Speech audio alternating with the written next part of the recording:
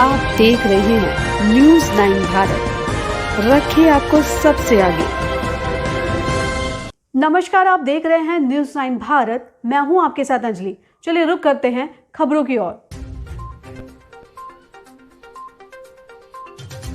आशा और स्वास्थ्य कार्यकर्त्री संगठन उत्तराखंड सहित विभिन्न मजदूर संगठनों ने आज अपनी विभिन्न मांगों के निस्तारणों के लिए भारतीय मजदूर संघ चमोली के बैनर तले थराली ग्वालदम देवाल तिराहे से जुलूस निकालकर उप जिलाधिकारी कार्यालय तक हाथों में अपने मांगों की तख्तियां, बैनर और नारेबाजी की। उप जिलाधिकारी कार्यालय पहुंचकर जुलूस सभा की शक्ल में बदल गया, जहां वक्ताओं ने कुशल और अकुशल श्रमिकों के हकों पर बात रखी। इसके बाद उप जिलाधिकारी आंदोलनकारियों के बीच पहुंचे और उनके द्वारा मुख्यमंत्री, स्वास्थ्य मंत्री, स्वास्थ्य सचिव, गढ़वाल मंडला आयुक्त जिलाधिकारी को लिखे श्रमिकों की विभिन्न मांगों को सौंपा।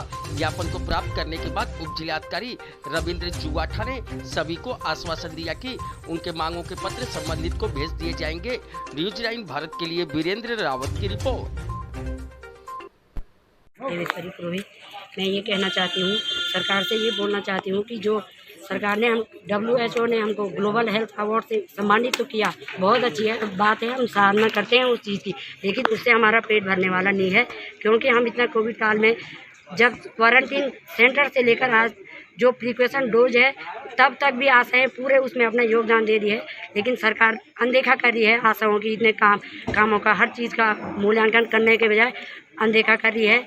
हमारी सरकार से यही अपील है कि 2005 से आज हमें 17 साल इस कार्य को करते हुए हो गए हैं। जब हमारी नियुक्ति हुई तो सिर्फ स्वास्थ्य शिशु मृत्यु दर और मातृ मृत्यु दर के लिए हुई थी। आज विभाग हमको इतना काम दे रही है और अन्य विभाग भी हमको दुनिया भर के काम दे रहा है, जिससे कि हमारे कार्यों में व्यवधान हो रहा है। ना हम अपने बच्चों का भरण पोषण ढंग से कर पा रहे हैं और ना ही हम अपने कार्यों को कर पा रहे हैं, क्योंकि इस काम को अगर हम करेंगे तो उसके लिए हमको पैसा तो चाहिए ही। सरकार से हमारा यही कहना है कि हमको फिक्स मानदेय 18,000 कर दिया जाए, जिससे कि हम अपने बच्चों का और अपना भरण पोषण कर सकें। मुझे जुड़े उनका धन्यवाद करना चाहूँगा, क्योंकि जो मेरा सपना था 1.5 साल से वो आज सफल होते हुए मेरे नज़र आ रहा है। मजदूरों की चाहे आशाओं की जो भी कमज़ोर वर्गीय आदमी श्रमिक है, उनको अधिकारों को लड़ने के लिए, उनको अधिकार उनको दिलाने के लिए हमारा सतत प्रयास रहेगा। आशा है पर मीडिया भी हमारा साथ देगी और ये उनको देना ही पड़ेगा, सरकार को झुकना ही पड़ेगा, चाहे कुछ भी हो। चाहे गरीब, क्यों गरीबी सरकार पर आती है और गरीबी लूटा जा रहा है, उसको अधिकार कागज में दे, उसमें शासन प्रशासन कहीं न कहीं मेरे को मिली जुली भगत लगती है, जिससे श्रमिकों अभी तक इतना अनदेखा किया गया है। लेकिन अब ऐसा होने नहीं देंगे।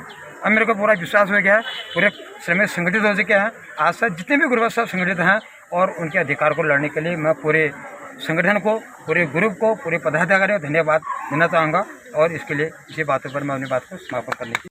आप लोगों ने निकाला है, किस चीज़ को लेकर जुलूस है, क्या आपकी मांगे हैं और क्या कुछ कार्यक्रम यहाँ पे?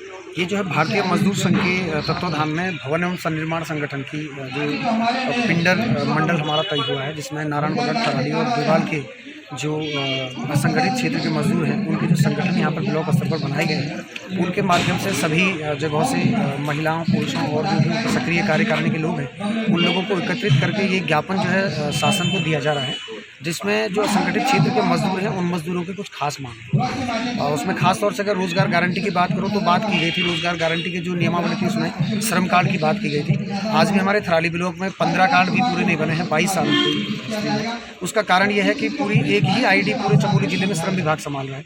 उस ID पर कितने लोग अपना श्रम कार्ड बना पाए हैं वो हमारे सामने स्पष्ट है।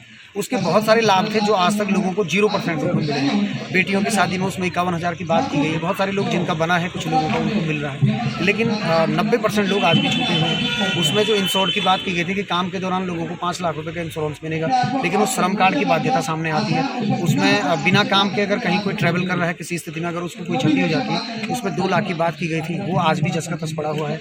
कारण वही है कि श्रम कार्ड नहीं बन रहा है। इसके अलावा बच्चों को वजीफे की बात की गई थी, बहुत सारी ट्रेनिंग प्रोग्राम की बात की गई थी, मशीनरी देने की बात की गई थी, बहुत सारे जो इक्विपमेंट थे आपके कारपेंटर के थे या टेक्निकल के थे, वो नहीं उपलब्ध हो रहे। उसके पीछे कारण सिर्फ ये है कि श्रम कार्ड नहीं है, और श्रम कार्ड ना होने का कारण है कि एक ही ID पूरे में चल रही है। तो हमारा निवेदन सरकार से रहेगा कि श्रम कार्ड को बनाने के लिए प्रत्येक ब्लॉक में कम से कम हफ्ते में 2 दिन या 15 दिन में 2-3 दिन का समय दें। और